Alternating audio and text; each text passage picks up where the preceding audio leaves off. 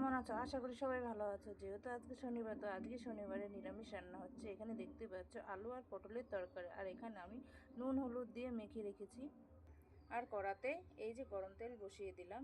তো আলু আর পটলগুলো এখন আমি ভাজা করব। তো এখানে আমি দিয়ে দিয়েছি পটল। প্রথমে পটলগুলো লাল লাল করে ভেজে নেব, তারপর আলু কটা ভাজবো। আর আমি এখানে মশলা নিয়ে নিয়েছি কাঁচা লঙ্কা, আদা, টমেটো, আর নেব এখানে জিরা আর বাদাম। তো চলো আমার পটলগুলো ভাজা হতে হতে আমি মশলাটা করে নিয়ে আসি। তো এই যে দেখো, এখানে আমি দিয়ে দেবো এই কটা কাজু বাদাম। এই যে আমার মশলাটা, এখন আমি এটা মিক্সচারে দিয়ে মিক্সিটা করে নিই। তো আমি এখানে আলু কটাও দিয়ে দিলাম, আর এগুলোকে দিয়ে লাল লাল লাল লাল করে ভাজবো। তোমরা যদি চাও বাড়িতে এইভাবে নিরামিষ আলু পটলের তরকারি বাদাম দিয়ে কিন্তু খেতে পারো। তাও কাজু বাদাম, আমি তো কাজু বাদামই দিয়েছি, অনেকে কাজু বাদাম দেয় না, এইভাবেই করে। তো খুব সুন্দরভাবে আমার মশলাটা কিন্তু হয়ে গেছে, দেখতেই পাচ্ছ তোমরা। এইভাবে মশলাটা সুন্দর করে নেবে। আমি এইভাবে ভেজে নিলাম, ভাজা হয়ে গেছে। তো এখন দেখো বন্ধুরা, এই যে আমার মশলাটা কিন্তু হয়ে যাচ্ছে।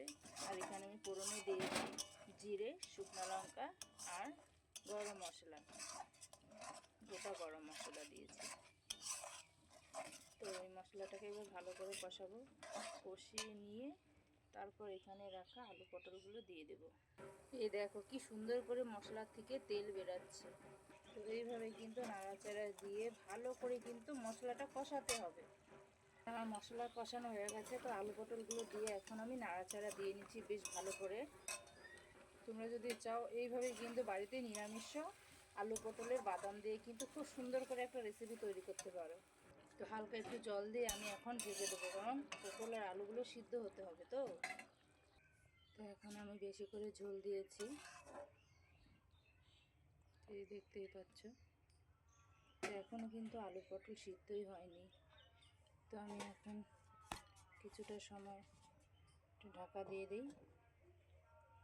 তো ফাইনালি আমার এই দেখতেই পাচ্ছ আলু পটলের তরকারি কিন্তু রেডি।